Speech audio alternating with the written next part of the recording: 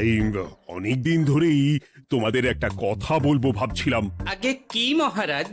মন্ত্রী আর গোপালের মধ্যে কে বেশি ভালো সেটা পরীক্ষা নেওয়ার পরিকল্পনা করেছি, এবং যে এই পরীক্ষায় সফল হবে তাকে আমি পুরস্কার দেব। এ তো বেশ শুভ সংবাদ।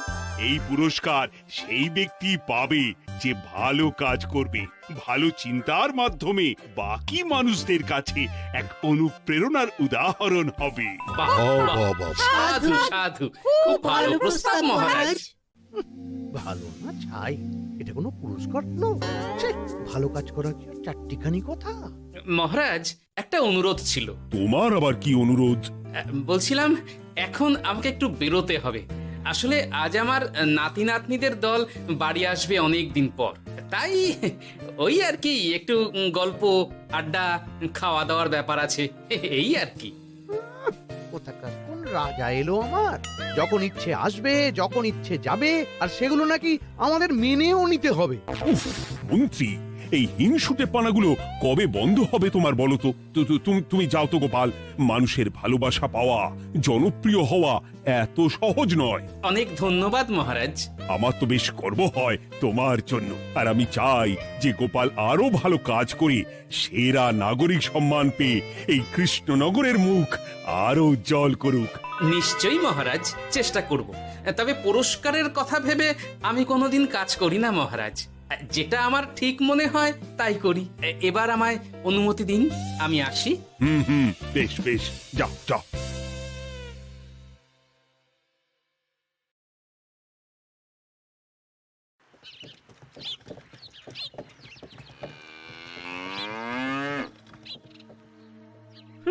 সেরা নাগরিক সম্মান সেটাও নাকি পাবে ওই গোপাল। বাবা, মহারাজের কি আদিক্ষেতা গোপালের প্রতি, দেখেও গা জ্বলে যায়। ও কি একাই আছে নাকি যে বেশি জনপ্রিয়? আমিও হব। হ্যাঁ, কি করি কি করি? যাই, একটু গোপালের বাড়ি উঁকি মেরে দেখে আসি যে কি এমন মহান কাজ করে।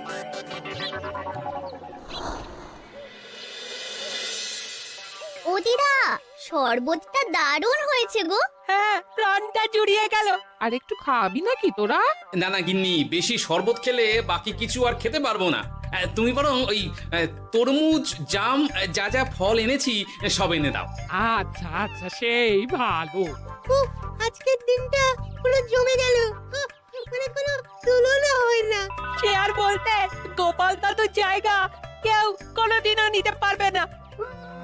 কয়জন দাদুকে দেখেছে ওরা জীবনে? এসব তো আমিও খাওয়াতে পারি। বেশি বাড়াবাড়ি। এই নে সোনারা আমার, তোদের জন্যই তো তোদের দাদু এসব এনেছে। হ্যাঁ, এই তোরা খা, কেমন? লজ্জা করিস না কিন্তু। সে আর বলতে, ও দাদু, তুমি আমার পরের গল্পটা বলো তো। কি ব্যাপার, মন্ত্রী মশাই হঠাৎ আড়ি পাচ্ছে কেন? কই গো দাদু, চুপ করে আছো যে? হ্যাঁ হ্যাঁ, বলছি। এবারে বুঝলি, এবারে তোদের একটা অন্যরকম গল্প বল। ধুর, আরে কি বলছে সব ঠিক করে শোনাও যাচ্ছে না। আর একটু ভালো করে উঁকি দি।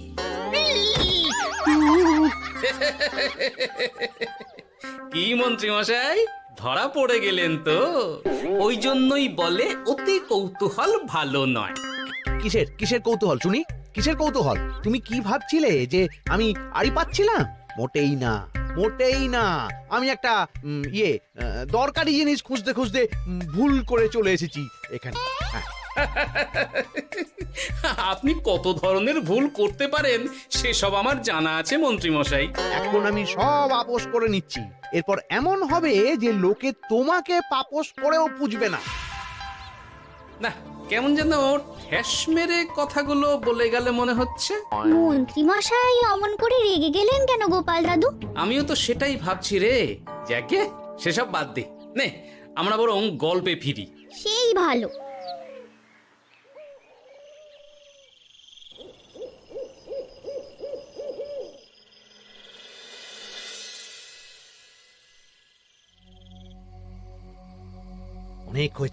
অনেক হয়েছে গোপালের গুণগান। এবার থেকে আমিও এমন কিছু করব যাতে আমি গোপালের থেকেও বেশি জনপ্রিয় হই, কিন্তু তার জন্য গোপালের কাজকর্মের ওপর একটু নজর রাখতে হবে।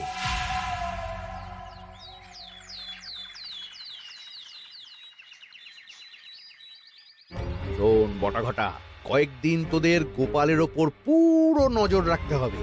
গোপাল কিভাবে কি করছে, কেমন করে করছে, সব এসে আমাকে জানাবি তোরা। আচ্ছা মন্ত্রীমশাই, চিন্তা করবেন না। একেবারে গোপালের দিন পঞ্জিকা বানিয়ে দেব আপনাকে।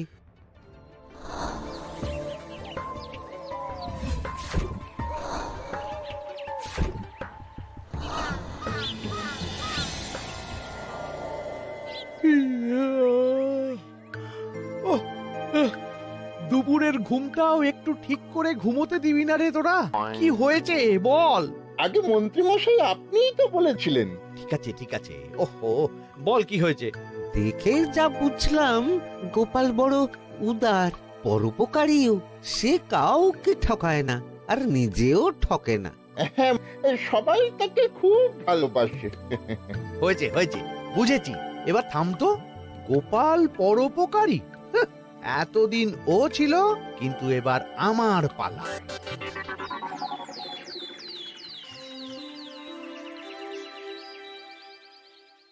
মহারাজ, আমার একটা কাজ আছে, তাই আজ একটু তাড়াতাড়ি বেরোতে হবে। দয়া করে অনুমতি দিন। তোমার আবার আজ কি কাজ আছে? কেন মহারাজ, আমার কি কোনো নিজের কাজ থাকতে পারে না? আপনার যদি আমার উপর কোনো সন্দেহ থাকে, তাহলে আপনি নজর রাখতে পারেন। আহা মন্ত্রী, আমি কি সে কথা বলেছি একবারও? তাহলে এটা যদি গোপাল বলতো, তাহলে কি আপনি ওকে এত প্রশ্ন করতেন? এর মধ্যে আবার আমি আসছি কোথা থেকে? দেখছেন তো মহারাজ, কেমন আগ বাড়িয়ে ঝগড়া করতে আসে। ওহো, ঠিক আছে মন্ত্রী, তুমি যাও। ও কি, আবার কি হলো? প্রণাম করছো কেন? ভালো কাজ শুরু করার আগে আপনার আশীর্বাদ নিয়ে নিলাম মহারাজ।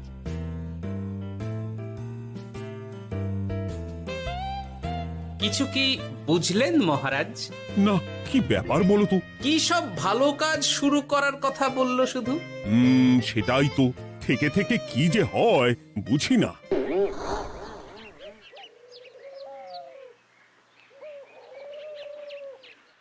তা বলেছিলাম, সব মনে আছে তো? আজ থেকে তোদের কাজ হলো শুধু আমার গুণগান করা, লোকের কাছে আমার কাজের প্রশংসা করা। আচ্ছা মন্ত্রীমশাই। আপনি যেমন বলেছেন ঠিক তেমনটাই হবে।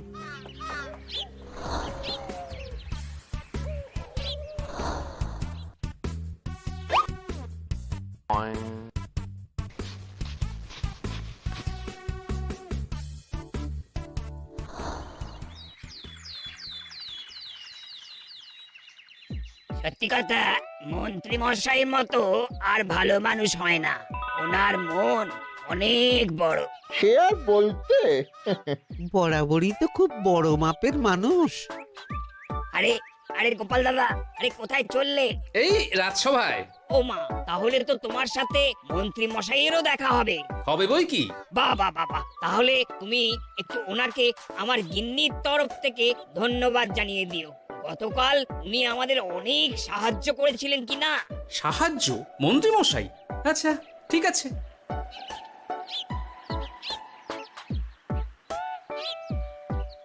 কিরে, কোথায় যাওয়া হচ্ছে সব? আজকাল তো তোদের দেখতেই পাওয়া যায় না, বাড়িতেও গল্প শুনতে আসিস না তোরা। কি করে যাবো বলো তো গোপাল দাদু, সময় হয় না তো। সে কি কথা, খুব চাপ চলছে নাকি? না না, সে কথা নয়।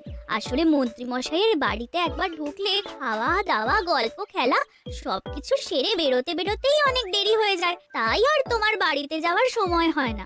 মন্ত্রী মশাইয়ের বাড়ি? ও, মন্ত্রী মশাই মনে হয় ভালোই সবার মনে জায়গা করে নিচ্ছে। যাকে ভালো কথা, সবার ভালো হলেই ভালো।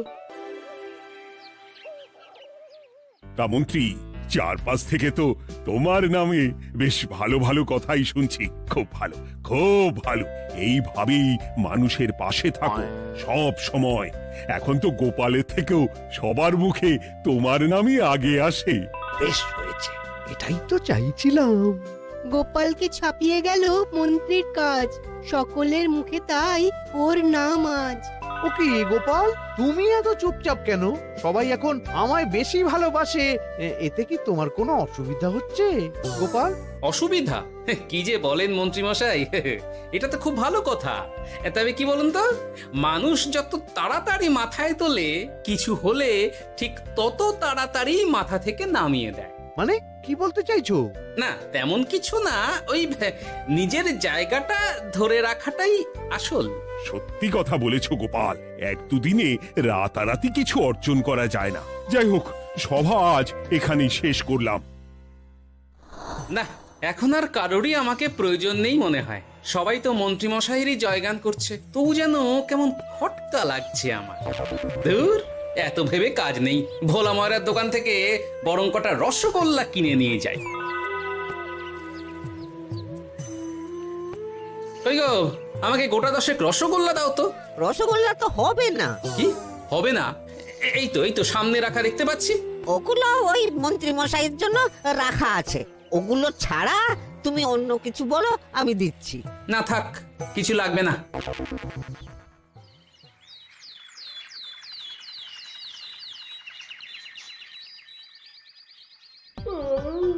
ও কি গো, বলি কত বেলা হয়ে গেল, তুমি এখনো রাজসভায় গেলে না? কদিন ধরে দেখছি কিছু হয়েছে, আর তোমার রাজসভায় বলি যেতে ইচ্ছে করে না বুঝি? না না, সেরকম কোনো ব্যাপার নয় গিন্নি। আমি দেরি করে যাই কি তাড়াতাড়ি, কোনো কিছু তো আর কারো জন্য থেমে থাকে না, বলো গিন্নি? মন্ত্রী মশাই তো আছেন, তাহলেই চলবে। এ আবার কেমন কথা? কিছু না, আমি বেরোলাম।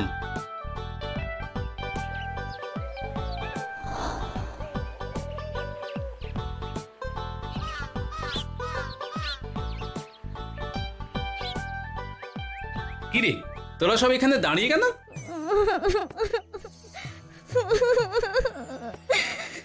আমরা সব পরীক্ষায় শূন্য পেয়েছি, তাই আমাদের শাস্তি দিয়েছে।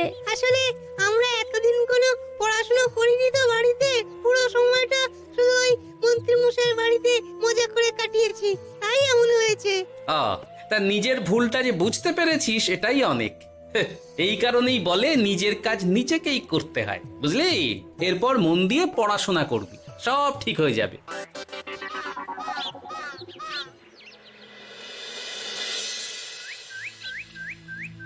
ও কি গো ভোলা ময়রা, এমন মুখ বেজার করেছে কেন?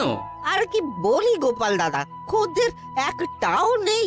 বসে বসে শুধু মাছি তাড়ানো ছাড়া আর কোনো কাজই নেই। কেন, হঠাৎ এমন কেন হলো? এই মন্ত্রী মশাইয়ের জন্য উপকার করে দেওয়ার নাম করে আমাকে দুধ থেকে ছানা মেখে দেওয়ার কথা বলেছিল। আমিও খুশি মনে রোজ দুধ পাঠিয়ে দিতাম ওনার বাড়ি। তারপর? আসলে ওই মিষ্টি বানানো তো আর চারটিখানি কথা নয়, আমার সুবিধাই হতো। হঠাৎ খদ্দেররা সব জানানো শুরু করলো মিষ্টির স্বাদ পাল্টে গেছে, মান কমে গেছে, আর শরীর খারাপ হচ্ছে, এই সব। না না না, এই তো খুব খারাপ ব্যাপার। তার জন্যই তো আমি ওই মন্ত্রী মশাইকে উপকার করতে বারণ করে দিলাম। কিন্তু খদ্দেররা তো এখন আর বিশেষ করে আসতে পারছেন না। এখন তুমি ভরসা, এখন তুমি আমায় উপকার করতে পারো। হ্যাঁ বলো না, কি করতে হবে? তোমাকে তো সবাই খুব মানে। তুমি যদি ওই মিষ্টি খেয়ে সবাইকে বলো যে আমার দোকানের মিষ্টি ভালো, তাহলেই একমাত্র ওই আমার আবার বিক্রি শুরু হবে। বেশ।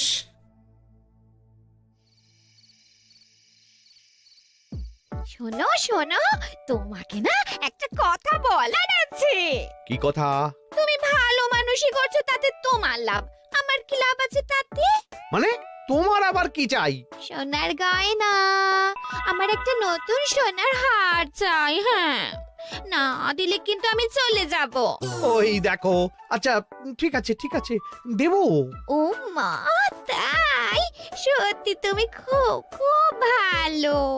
আমি তোমাকে যতটা কিপটে ভাবতাম, তুমি ততটাও কিপটে না। না গিন্নি, তোমার গয়না আমি গড়াবো, কিন্তু খরচ আমি করব না। যাকে বলে মাছের তেলে মাছ ভাজা। সে আবার কি করে সম্ভব? তুমি দেখোই না।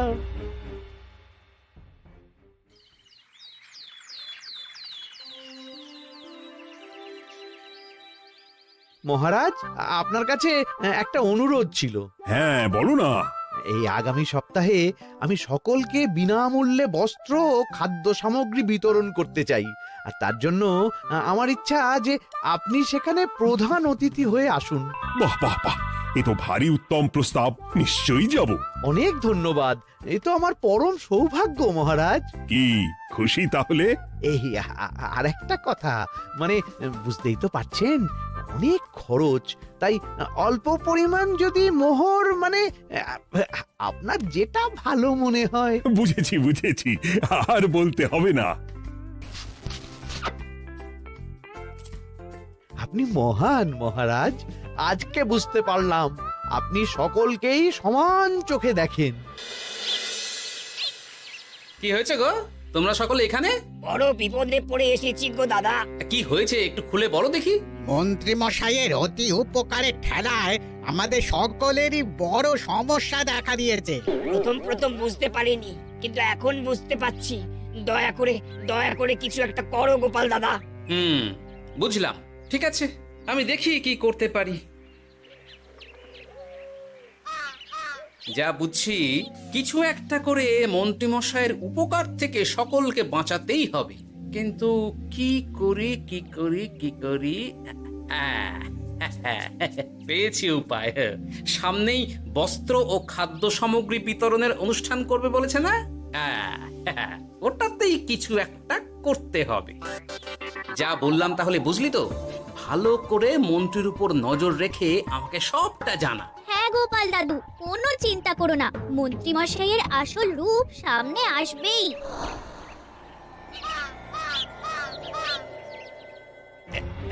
এই নে আগাম কিছু মোহর। সামনের অনুষ্ঠানের জন্য সব থেকে খারাপ মানের কাপড় ও আনাজপাতির বায়না দিয়ে আসবি।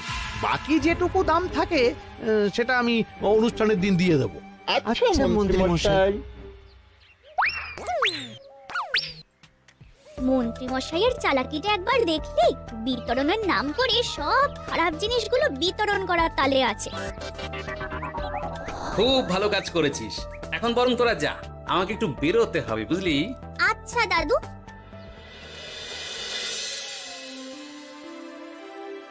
তুমি সত্যি বলছো গোপাল? এত বড় বিশ্বাসঘাতকতা! আমার থেকে মোহর নিয়ে, আমার হাত থেকে উপহার নিয়ে আমার প্রজাদেরই ঠকানো। এখনই তাহলে ওই মন্ত্রীকে ডেকে এনে শাস্তি দেওয়া হোক। না মহারাজ, মন্ত্রী মশাই যে শুধু আপনাকে ঠকিয়েছে তা নয়, মানুষের ভালোবাসারও দাম রাখেনি। সবকিছু সবার সামনে হোক। মন্ত্রী মশাইকে কি করে ফাঁদে ফেলতে হয় সে ব্যবস্থা আমি করে ফেলেছি মহারাজ।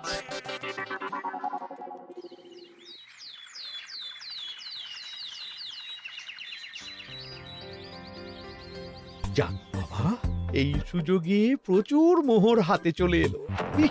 এমনিও আমার চিন্তার কোনো ব্যাপার নেই, সব জিনিস তো মহারাজের হাত দিয়ে বিতরণ করা হবে, তাই খারাপ হলেও সবাই ভাববে মহারাজ দিয়েছে। শোন, এবার তোরা গিয়ে মন্ত্রীকে ওখান থেকে সরিয়ে আন, ততক্ষণে আমি আমার কাজটা মিটিয়ে নিই। আচ্ছা। মন্ত্রী মশাই, শিগগিরই চলুন আমাদের সাথে, মহারাজ আপনাকে ডাকছেন ওই গাছতলার ওখানে। এখন? হ্যাঁ, মহারাজ তো আপনার উপর খুব খুশি, তাই দেখে মনে হলো কোনো একটা উপহার দেবেন আপনাকে। তাই নাকি? বটেই তো, আমি এক্ষুনি যাচ্ছি। এবারে জমবে মজা।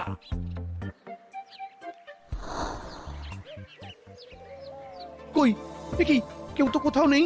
আমাকে যে বললো মহারাজ ডাকছেন, ধুর, আমি বরং মঞ্চেই ফিরে যাই।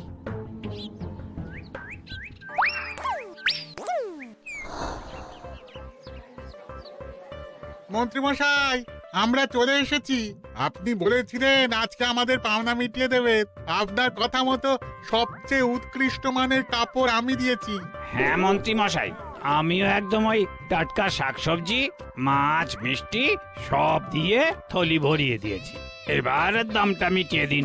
দুজনের মিলিয়ে হয়েছে ওই 1000 মোহর। বাহ মন্ত্রী বাহ, তুমি এত ভালো ভালো জিনিস বিতরণ করছো, আমি তো বিশ্বাসই করতে পারছি না। মোটাই না, আমি অত দাম দিতেই পারবো না। আমি তো ভালো জিনিস দিতে বলিনি, আমি বলেছিলাম সব থেকে খারাপ জিনিসগুলো দিতে। কি বললেন মন্ত্রী মশাই? এই রে, এই ধরা পড়ে গেলাম মনে হয়। তোমার এত বড় সাহস! তুমি আমার রাজ্যে থেকে এইভাবে মানুষকে ঠকাবে? আমায় ক্ষমা করে দিন মহারাজ, আমি ইচ্ছা করে এমন করিনি। আর আমি কোনো কথা শুনতে চাই না। উপকারের নাম করে তুমি আমার প্রজাদের যা অপকার করেছো সব আমি জানি। তোমাকে শাস্তি পেতেই হবে। প্রহরী, বন্দি করো মন্ত্রীকে। মহারাজ, আর হবে না, আর হবে না মহারাজ, আর হবে না। ওই জন্যই বলে যেমন কর্ম তেমন ফল।